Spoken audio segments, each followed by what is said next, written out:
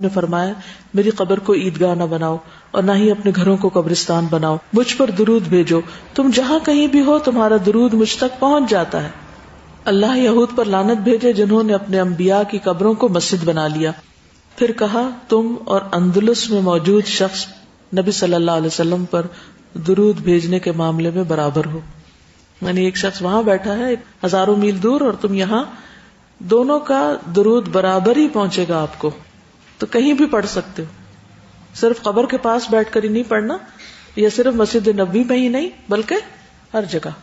اور وہاں پہ اگر ہو سکے تو سیرت رسول صلی اللہ علیہ وسلم کا مطالعہ کریں، خصوصاً مدنی دور کا، کیونکہ اس سے بہت سی چیزیں بہت اچھی طرح پھر سمجھ میں بھی آتی ہیں۔ لیکن روضۃ الجنہ جو ہے یا ریاض الجنہ، اس تک پہنچنے کے لیے دھکم پیل اور لوگوں کو اذیت نہ دیں، یا نماز پڑھنے والوں کے آگے سے نہ گزریں۔ اگر نفل کا موقع مل جائے تو بہت اچھا، اور اگر نہ بھی نفل پڑھ سکے کیونکہ جگہ ہی نہیں ہے تو بھی وہاں تھوڑی دیر رک کر واپس آ جائیں۔ نبی صلی اللہ علیہ وسلم نے فرمایا میرے حجرے اور ممبر کے درمیان والی جگہ جنت کے باغوں میں سے ایک باغ ہے، اور میرا ممبر میرے حوض پر واقع ہے۔ اور امام بخاری نے اسی جگہ پر صحیح بخاری لکھی تھی۔ مدینہ منورہ میں کچھ اور مقامات بھی ہیں، مثلا مسجد قباء۔ مسجد قباء جو ہے اس کی زیارت بھی ضروری ہے۔ نبی صلی اللہ علیہ وسلم ہر ہفتے کو مسجد قباء آتے، کبھی پیدل کبھی سواری پر۔ عبداللہ بن عمر بھی ایسا ہی کرتے۔ عامر بن سعد اور عائشہ بنت سعد سے مروی ہے، ان دونوں نے اپنے والد سعد بن ابی وقاص کو کہتے ہوئے سنا کہ مجھے بیت المقدس میں نماز پڑھنے سے زیادہ پسندیدہ یہ ہے کہ میں مسجد قباء میں نماز پڑھوں۔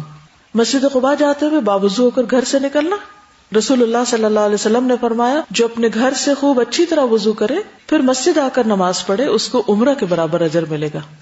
کس مسجد میں جا کر؟ مسجد قباء میں جا کر نماز پڑھے۔ اس کے علاوہ بقیع غرقد، ممکن ہو تو جنت البقیع میں مدفون لوگوں کی مغفرت کی دعا کے لیے جائیں۔ رسول اللہ صلی اللہ علیہ وسلم مدینہ طیبہ کے قبرستان بقیع غرقد، جس کو جنت البقیع کہتے ہیں، اور شہدائے احد کی قبروں کی زیارت کے لیے جایا کرتے تھے اور ان کے لیے دعا بھی کرتے تھے۔ السلام علیکم دار قوم مؤمنین واتاکم ما توعدون غدا مؤجلون وان شاء اللہ بکم لاحقون اللہم اغفر لأہل بقیع الغرقد۔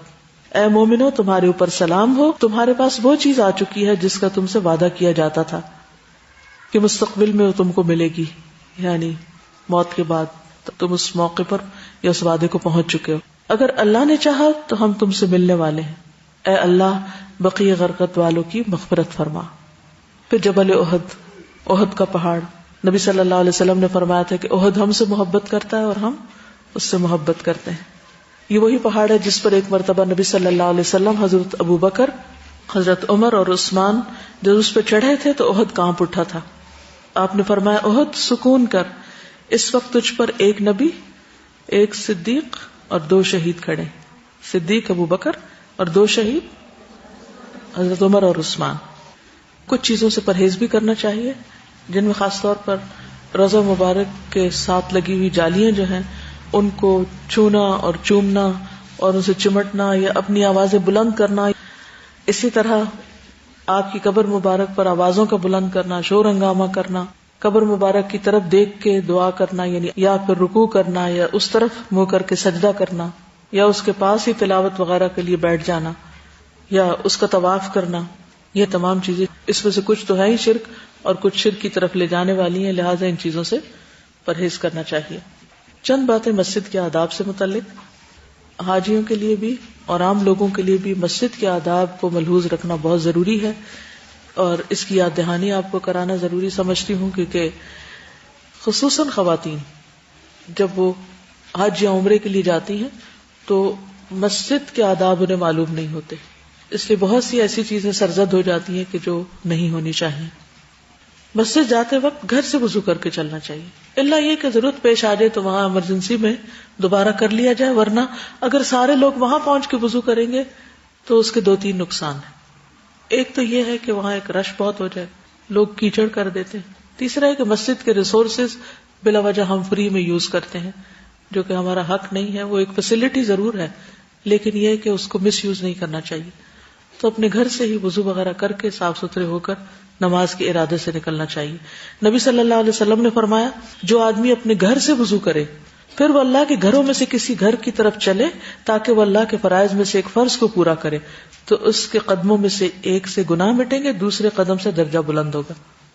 ایک سے گناہ مٹا, ایک سے درجہ بلند, ایک سے گناہ, ایک سے درجہ بلند. لیکن یہ کب؟ جب آپ باوضو ہو کے نکلیں گے گھر سے.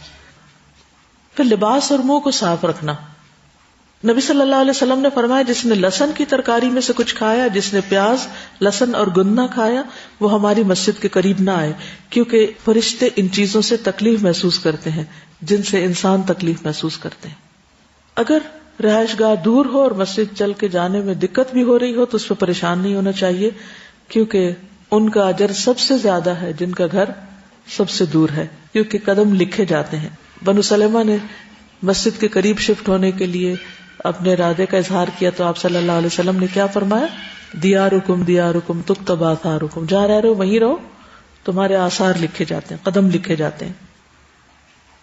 پیدل جانے پر بھی اجر ہے. نبی صلی اللہ علیہ وسلم نے فرمایا ان لوگوں کو قیامت کے روز کامل نور کی خوشخبری دو جو اندھیروں میں مسجدوں کی طرف چل چل کے آتے ہیں. اب تو اگر آپ گاڑی پر بھی جائیں تو بھی آپ کو چلنا پڑے گا کیونکہ پارکنگ کافی دور ہوتی ہے, تو اس صورت میں گھبرانا نہیں چاہیے بلکہ خوشی خوشی چلنا چاہیے. صرف نماز کے ارادے سے جانا. رسول اللہ صلی اللہ علیہ وسلم نے فرمایا تم میں سے جب کوئی وضو کرے پھر مسجد میں صرف نماز کی غرض سے آئے تو اس کے ہر قدم پر اللہ اس کا ایک درجہ بلند کرتا ہے اور ایک گناہ معاف کرتا ہے, یہاں تک کہ مسجد کے اندر داخل ہو جائے. مسجد میں آنے کے بعد یعنی داخل ہونے کے بعد جب تک وہ نماز کا انتظار کرے گا وہ نماز کی حالت میں شمار کیا جائے گا, تو اس لیے گھبرانا نہیں چاہیے. مثلاً آپ مکہ میں وقت سے بہت پہلے جا کر بیٹھ جاتے ہیں اور جا کے قرآن پاک کی تلاوت کرتے ہیں یا ذکر اذکار کرتے ہیں تو وہ سارا وقت جو آپ کا انتظار میں گزر رہا ہے وہ نماز ہی کی حالت شمار ہوگا. جب تک کہ اس جگہ بیٹھا رہے جہاں اس نے نماز پڑھی تو فرشتے اس کے لیے رحمت کی دعائیں کرتے ہیں کہ اے اللہ اس کو بخش دے, اے اللہ اس پر رحم کر, جب تک کہ بے وضو نہ ہو. یعنی باوضو اگر آپ بعد میں بھی بیٹھے رہتے ہیں جہاں آپ نے نماز پڑھی بیٹھ کے قرآن پاک پڑھتے ہیں یا تلاوت وغیرہ کچھ بھی, تو وہ فرشتے آپ کے لیے دعائیں مسلسل کرتے رہتے ہیں. مسجد کی طرف باوقار طریقے سے آنا چاہیے, لوگوں کو دھکے نہیں دینے چاہیے. ابو ہریرہ کہتے ہیں میں نے رسول اللہ صلی اللہ علیہ وسلم کو یہ کہتے ہوئے سنا کہ جب نماز کے لیے تکبیر کہی جائے تو دوڑتے ہوئے مت آؤ, دوڑو مت, بلکہ اپنی معمول کی رفتار سے اطمینان کے ساتھ آؤ. پھر نماز کا جو حصہ امام کے ساتھ پا لو اس کو پڑھ لو, جو رہ جائے اس کو بعد میں پورا کر لو. پھر مسجد میں چلتے پھرتے بولتے ہوئے نہیں داخل ہونا چاہیے کہ باتیں کرتے کرتے کرتے آپ چلے جا رہے ہیں. ابو قتادہ کہتے ہیں ہم نبی صلی اللہ علیہ وسلم کے ساتھ نماز میں تھے, آپ نے کچھ لوگوں کی ملی جلی آوازوں کا شور سنا. نماز کے بعد آپ نے پوچھا تمہارا کیا معاملہ ہے؟ لوگوں نے کہا کہ ہم نماز کے لیے جلدی کر رہے تھے. آپ نے فرمایا ایسا نہ کرو, جب نماز کے لیے آؤ تو وقار اور سکون کو ملحوظ رکھو, نماز کا جو حصہ پاؤ اسے پڑھ لو, جو رہ جائے بعد میں پورا کر لو. اس سے کیوں منع کیا گیا؟ اس کی کیا حکمت ہوگی؟ باقیوں کی نماز ڈسٹرب ہوتی ہے. مسجد جاتے ہوئے انگلیوں میں انگلیاں نہیں ڈالنی چاہیے. ابو اسامہ کعب بن عجرہ کو ملے جو مسجد جا رہے تھے, دونوں میں سے ایک نے دوسرے کو پایا. کہتے کہ سیدنا کعب نے مجھے دیکھا کہ میں نے اپنے ہاتھوں کی انگلیوں کو ایک دوسرے میں ڈالا ہوا تھا, تو انہوں نے مجھے اس سے منع کیا کہ رسول اللہ صلی اللہ علیہ وسلم نے فرمایا جب تم میں سے کوئی وضو کرے اور اچھی طرح وضو کرے پھر مسجد کا ارادہ کرے تو اپنے ہاتھوں کی انگلیوں کو ایک دوسرے میں ہرگز نہ دے, کیونکہ وہ نماز میں ہے. یعنی ایک نماز کی حالت شروع ہو جاتی ہے ایک طرح سے, تو اس پوزیشن سے منع کیا گیا. اس پوزیشن سے روکا کیوں گیا ہوگا؟ آپ کو کیا حکمت نظر آتی ہے؟ کیونکہ یہ ایک بہت ریلیکسیشن کی اور ایک کھیلنے والی کنڈیشن ہے. ہم اپنے ہاتھوں سے کھیلتے بھی رہتے ہیں نا, کبھی یوں کرتے ہیں, کبھی انگلیوں کو یوں کرتے ہیں, کبھی دے, پھر اس کے ساتھ کیا کچھ بناتے رہتے ہیں, ہے نا. تو اس عمل سے پرہیز کرنے کو کہا گیا ہے کیونکہ اس میں انسان غافل ہو جاتا ہے نا. تو انگلیاں اس طرح بھی دی جا سکتی ہیں, اس طرح بھی ہو سکتی ہیں, کسی اور طرح بھی ہو سکتی ہیں, تو ان سب چیزوں سے منع کیا گیا. مسجد میں جہاں جگہ ملے وہیں بیٹھ جائے, لوگوں کو پھلانگ پھلانگ کے اور لوگوں کو تکلیف دے کے آگے نہیں گھسنا چاہیے, الا یہ کہ پیچھے کوئی جگہ نہ ہو اور پہلے جانے والے کھلے ہو کے بیٹھے ہوں اور رستے میں ہی بیٹھ چکے ہوں. رسول اللہ صلی اللہ علیہ وسلم نے فرمایا تم میں سے جو شخص کسی مجلس میں آئے اس کے لیے جگہ کھلی کی جائے تو وہ بیٹھ جائے, یعنی جگہ دے کوئی تو بیٹھ جائے, کیونکہ اسے اللہ نے عزت دی ہے اور اس کے مسلمان بھائی نے عزت دی ہے. اگر اس کے لیے جگہ کشادہ نہ کی جائے تو دیکھے کہ مجلس میں کہاں جگہ ہے، پھر وہاں بیٹھ جائے، ان لوگوں کو تنگ نہ کرے۔ مسجد میں گندگی نہ پھیلائی جائے۔ حضرت عائشہ فرماتی کہ رسول اللہ صلی اللہ علیہ وسلم نے محلوں میں مسجد بنانے کا حکم فرمایا، اور یہ کہ وہ پاک اور صاف رکھی جائیں اور ان میں خوشبو لگائی جائے۔ مجھے یاد ہے کینیڈا میں جب الہدا کے اندر ہی مسجد بنی تو ہماری ایک اسٹوڈنٹ تھی، انہوں نے اپنا یہ ذمہ لے لیا کہ میں ہر جمعے کو یہاں بخور کروں گی۔ بخور ہوتا ہے نا وہ جو خوشبو جس سے دھواں نکلتا ہے، تو اس کو چلا کے وہ پوری مسجد میں ہر جمعے کو جمعہ شروع ہونے سے پہلے آ جاتی ہیں اور وہ لازمی طور پر بخور کرتی تھی اس کو۔